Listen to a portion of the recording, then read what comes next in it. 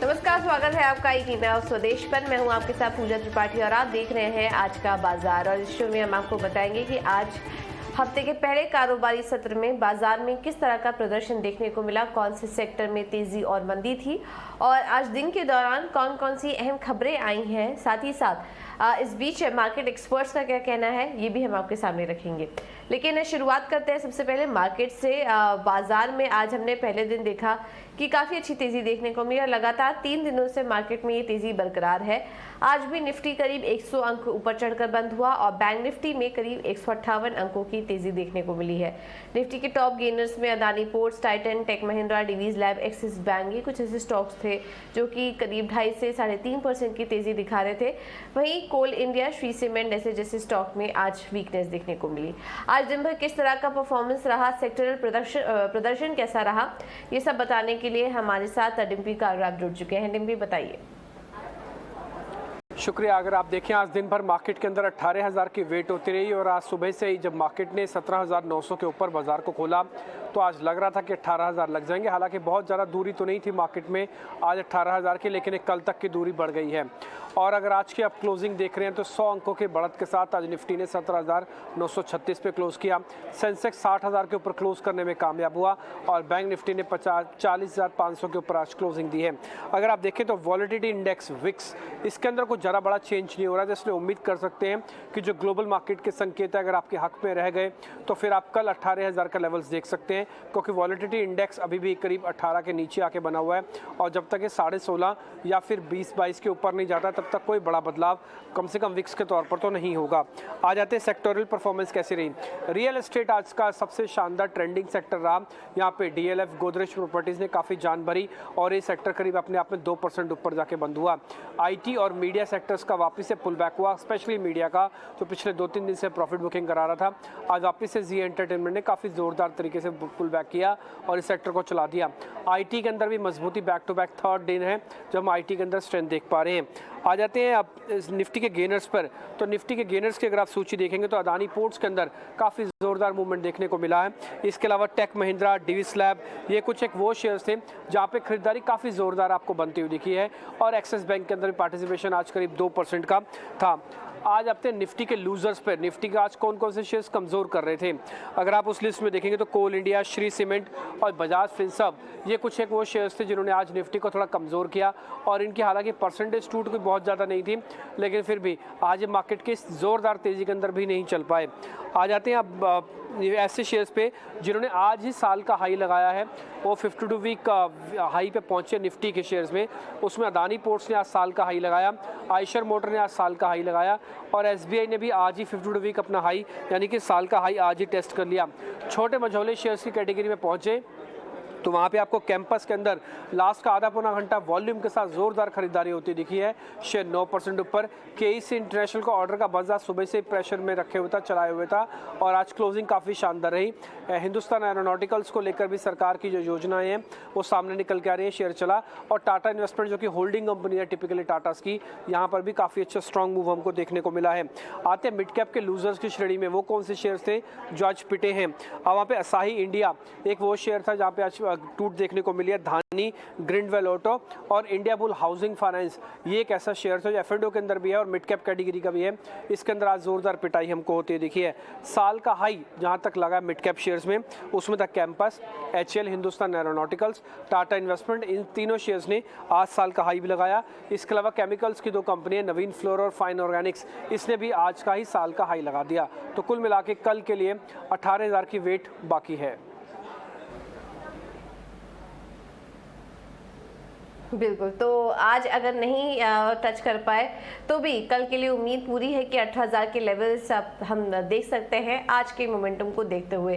वैसे तो आज भी उम्मीद की जाई थी, लेकिन उसके बावजूद देखिए अच्छी क्लोजिंग आज देखने को मिली। स्टॉक स्पेसिफिक एक्शन आज काफ़ी ज़्यादा था। चलिए अब आगे बढ़ते हैं और कुछ मार्केट एक्सपर्ट्स के व्यू भी आपको सुनवा देते हैं। और इस बीच निप्पॉन इंडिया के वरुण गोयल ने हमसे खास बातचीत में कहा कि बाजार के वैल्यूएशन सस्ते नहीं है। उनके मुताबिक मिड कैप बैंक और कैपिटल गुड्स सेक्टर पर उनका तेजी का नजरिया है। अगर आप मार्केट की बात करें तो फाइनेंशियल ईयर 23 की अगर अर्निंग्स देखें तो हमारा अनुमान है कि 800 से 850 के बीच में रहनी चाहिए। फाइनेंशियल ईयर 24 की अर्निंग्स करीब 900 से 950 के बीच थी। तो अगर आप वैल्यूएशंस देखें मोटा मोटा बाजार की, तो हम लोग 19 से 20 के मल्टीपल पे ट्रेड कर रहे हैं, जो कि बिल्कुल सस्ता तो नहीं है पर बहुत ज़्यादा महंगा भी नहीं है। यहाँ से ये देखना बहुत ज़रूरी है कि ग्रोथ किस तरह की रहती है। जैसे कि आपने बोला, क्रेडिट ग्रोथ बहुत स्ट्रांग है। कंजम्पशन ट्रेंड अगर आप देखें तो रूरल एरिया में भी थोड़ा रिवाइवल नज़र आ रहा है। आने वाले 3 महीने बहुत क्रूशियल हैं देश के लिए, क्योंकि फेस्टिवल सीजन आ रहा है, नवरात्रि, दशहरा, दिवाली। तो ये देखना होगा किस तरह की खरीदारी बाजार में रहती है। हमारा ये अनुमान है कि ग्रोथ स्ट्रांग रहेगी और इस वजह से बाजार में एक मोटा मोटा एक पॉजिटिवनेस बना हुआ है। बॉटम अप स्टॉक मेकिंग के लिए आई थिंक ये साल बहुत अच्छा रहेगा। जो स्टॉक्स चाहे वो बैंकिंग में है, रियल एस्टेट में है, ऑटो में है, कैपिटल गुड स्पेस में है, हमारा अनुमान है कि वो अच्छा अर्निंग्स परफॉर्मेंस देते रहेंगे। आई थिंक सबसे बड़ा जो सेक्टर अभी हमें ग्रोथ देखने को मिल रही है वो बैंकिंग में। अगर आप देखें क्रेडिट ग्रोथ 2015-16 के बाद पहली बार ऐसा है कि क्रेडिट ग्रोथ लगातार 15% के ऊपर चल रहा है।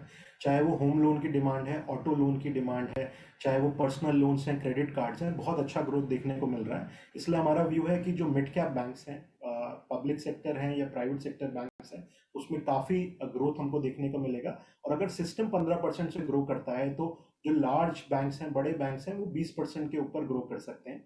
तो ये एक सेक्टर है जिसमें बहुत तेजी से ग्रोथ देखने को मिलेगी। दूसरा, ऑटो सेक्टर 2019 के बाद पहली बार थोड़ा रिवाइवल उसमें दिख रहा है। 4 व्हीलर स्पेस है, कॉमर्शियल व्हीकल्स हैं, ट्रक्स हैं, इसमें काफ़ी अच्छी सेल्स हो रही हैं।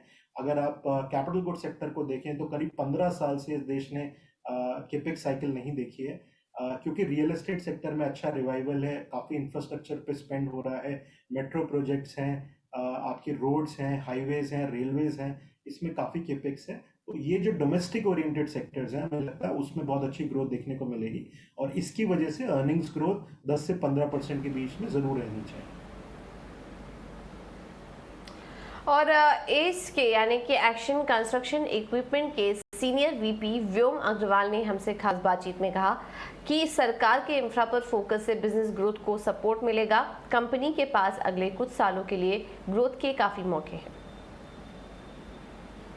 सरकार है, इसका काफी फोकस है इंफ्रास्ट्रक्चर डेवलपमेंट में। इनफैक्ट आज ही हमारा इंफ्रा विजन इंडिया 2047 भी आया है न्यूज में, जिसके मुताबिक सरकार अराउंड अगले 25 साल में 850 लाख करोड़ का एक्सपेंडिचर करेगी on developing infrastructure in the country. Out of this जो 70% एक्सपेंडिचर है वो आएगा towards development of urban infra as well as railways. So अगर रोड्स बनती हैं, एयरपोर्ट्स बनते हैं या रेल्स बनती हैं, metros, high speed rail network, bullet train network, तो उसमें जो मशीनें हम बनाते हैं इंफ्रास्ट्रक्चर सेगमेंट की, वो सारी मशीन्स लगेंगी and this will hold our company in a very good space आने वाले कुछ टाइम। और डिक्सन टेक के सीएफओ सौरभ गुप्ता ने हमसे खास बातचीत में कहा कि अगले 6 से 8 महीने में 18 करोड़ रुपए का कैपेक्स करने की योजना है। कैपेसिटी ऑलरेडी 6 मिलियन तक एक्सपैंड कर दी है, जो कि इंडिया की लार्जेस्ट कैपेसिटी है। हम लोग काफ़ी हद तक बैकवर्डली इंटीग्रेटेड है इसमें। हमारा लार्जेस्ट इंफ्रास्ट्रक्चर फुटप्रिंट है तिरुपति में। जैसा कि मैंने बताया, ये गूगल टीवी लाइसेंस का जो हमें सब लाइसेंसी राइट्स मिले हैं, इसके लिए हमें फर्दर केपेक्स करना पड़ेगा। टूलिंग में, सॉफ्टवेयर में टीम बिल्ड करनी पड़ेगी। तो इसमें लगता है कि हमें केपेक्स और ओपेक्स मिला के हमारी अराउंड 15 से 18 करोड़ की इन्वेस्टमेंट होगी, जो कि नेक्स्ट 6 to 8 मंथ्स में करी जाएगी। और हम ये ऑफर करेंगे अपने सॉल्यूशंस नेक्स्ट फाइनेंशियल ईयर से ऑफर करना शुरू कर देंगे अपने। और एयरलाइंस कंपनियों को राहत देने के लिए सरकार ETF की कीमतों की नई व्यवस्था बनाने पर विचार कर रही है। इस पर और ज्यादा डिटेल्स के लिए चलते हैं प्रकाश प्रियदर्शी के पास। प्रकाश, बताइए। देखिए, डोमेस्टिक एयरलाइंस को जल्द ही बड़ी राहत मिल सकती है। सूत्रों के हवाले से जो जानकारी हमें मिल रही है उसके हिसाब से सरकार ATF प्राइसेस में कमी लाने के मकसद से नए ATF प्राइसिंग मैकेनिज्म पर विचार कर रही है, काफ़ी गंभीरता से विचार कर रही है और जल्द ही इसे अंतिम रूप दिया जाएगा। मकसद ये है कि ATF की कीमतों में कमी लाई जाए और इससे डोमेस्टिक एयरलाइंस को फ़ायदा दिया जाए। सूत्र हमें बता रहे हैं कि पेट्रोलियम मंत्रालय इसी हफ्ते ऑयल मार्केटिंग कंपनीज के साथ और साथ ही साथ एविएशन इंडस्ट्री के साथ एक काफ़ी अहम बैठक करने जा रहा है। ये बैठक इस हफ्ते मंगलवार या बुधवार को हो सकती है, जिसमें एविएशन मिनिस्ट्री की तरफ से भी टॉप ऑफिशियल्स शामिल होंगे। तमाम वो मैकेनिज्म, तमाम वो ऑप्शंस जिस पर काफ़ी गंभीरता से विचार किया जा रहा है कि कैसे एटीएफ प्राइसेस में कमी लाई जाए ताकि जो डोमेस्टिक एयरलाइंस हैं उनको जल्द राहत दी जाए। सूत्र हमें बता रहे हैं कि इस वक्त जो प्राइस रिवाइज करने का जो समय सीमा है, जो ड्यूरेशन है, उसको फोर्टनाइटली आधार से बढ़ाकर मंथली आधार पर किया जा सकता है ताकि कीमतों में ज़्यादा स्थिरता लाई जाए। इसके अलावा जो मौजूदा बेंचमार्क है उसमें भी बदलाव किया जा सकता है। जो बेंचमार्क है उसको ग्लोबल बेंचमार्क के आधार पर शिफ्ट किया जा सकता है, जो कि इस वक्त इंटरनेशनल एयरलाइंस के लिए है। मतलब इंटरनेशनल एयरलाइंस को जिस तरीके से एटीएफ की सप्लाई की जा रही है उसी तर्ज पे डोमेस्टिक एयरलाइंस को भी एटीएफ की सप्लाई की जाए, इस पर विचार किया जा रहा है। पेट्रोलियम मंत्रालय हालांकि डुअल प्राइसिंग मैकेनिज्म पर भी विचार कर रहा है ताकि जो ट्रांसपोर्टेशन कॉस्ट है उसको भी फैक्टर इन किया जाए। तो ये तमाम ऐसे मसले हैं जिस पर विचार किया जा रहा है, इसको जल्द ही अंतिम रूप दिया जाएगा। साथ ही साथ सूत्र हमें भी बता रहे हैं कि वैसे राज्य जहां पर वैट काफ़ी ज़्यादा है लेकिन वहाँ एयर ट्रैफिक भी ज़्यादा है, इस पर विचार किया जाएगा। उन राज्यों से अपील की जाएगी कि वो वैट में जल्दी कटौती करें।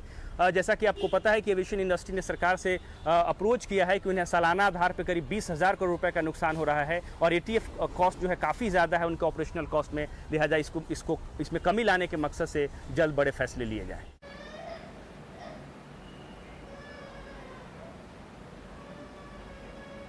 ऑलराइट, बहुत बहुत शुक्रिया प्रकाश जी सारी जानकारी देने के लिए। चलिए अब आगे बढ़ते हैं और रुक करते हैं मल्टीप्लेक्स शेयर का। आज वहां पर हम देख रहे थे कि शानदार तेजी देखने को मिल रही थी। शेयरों में तेजी का क्या कारण है, बताने के लिए आशीषा हमारे साथ जुड़ चुकी हैं। आशीषा बताइए। जी हाँ, शुक्रवार के सेशन में भारी गिरावट देखने के बाद मल्टीप्लेक्स स्टॉक्स में आज काफ़ी रिकवरी देखने को मिल रही है। आइनॉक्स, पीवीआर दोनों ही स्टॉक्स में अराउंड 3 से 5% का उछाल देखने को मिल रहा है। याद रखें शुक्रवार को ब्रह्मास्त्र मूवी रिलीज़ हुई थी। फर्स्ट डे पर ही 75 करोड़ का कलेक्शन हुआ और कलेक्शन एक्सपेक्टेशन से काफ़ी अच्छा हुआ है। फ्राइडे, सैटरडे, संडे वीकेंड के कलेक्शंस की बात करें तो अराउंड 250 करोड़ का कलेक्शन हुआ है।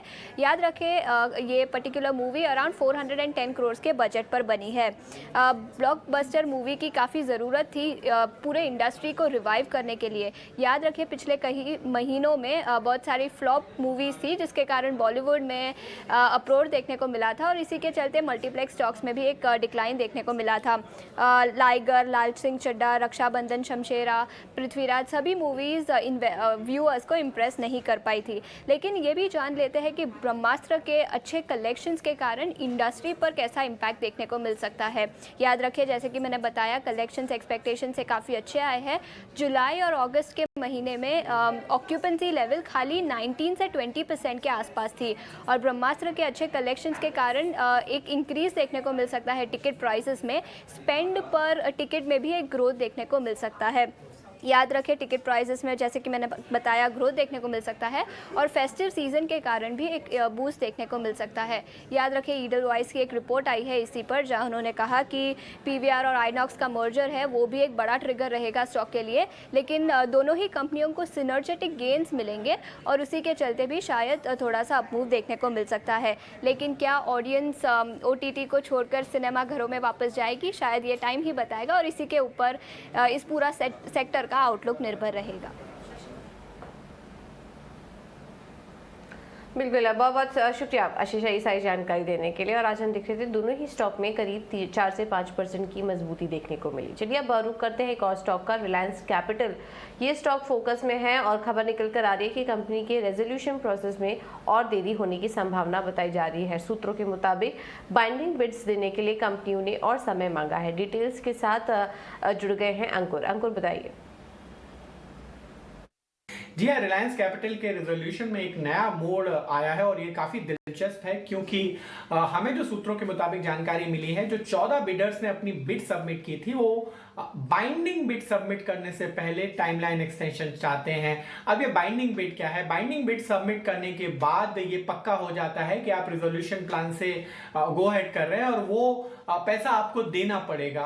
प्रक्रिया अभी तक ये थी कि पहले तो बिडर्स ने अपना एक्सप्रेशन ऑफ इंटरेस्ट दिखाया था जिसमें काफी भारी संख्या में प्लेयर्स आए थे। हमें बताया जाता है कि 50 के ऊपर प्लेयर्स आए थे और फाइनली 14 बिडर्स ने अपनी बिड सबमिट की थी जिसमें ऑप्शन था कि आप पूरी कंपनी के लिए बिड सबमिट कर सकते हैं, पार्ट्स में सबमिट कर सकते हैं। तो यहाँ पे 14 बिड आई और अब जो 14 प्लेयर्स हैं उनका कहना है कि उन्हें और समय चाहिए, यानी कि सितंबर 29 जो डेडलाइन थी बाइंडिंग बिड सबमिट करने की, वो उसमें एक्सटेंशन चाहते हैं। ये चाहते हैं कि एक्सटेंशन कम से कम 8 हफ्ते से 16 हफ्ते तक हो, और 14 प्लेयर्स ने अलग अलग डिमांड की है टाइमलाइन एक्सटेंशन के।